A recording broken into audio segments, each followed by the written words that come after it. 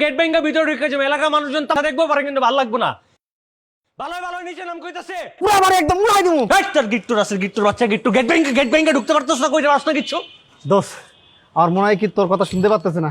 তা তুই ক, আমার কথা না শুনলে তুই ক। ওই ভাই বলে তুই হুনস না নাম।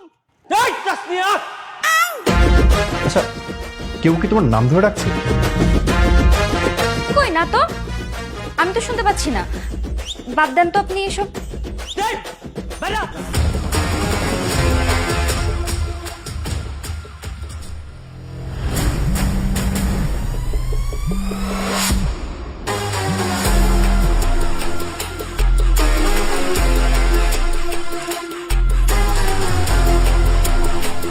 তোরা আমার কোনো বন্ধুর জাতের মধ্যে পড়স?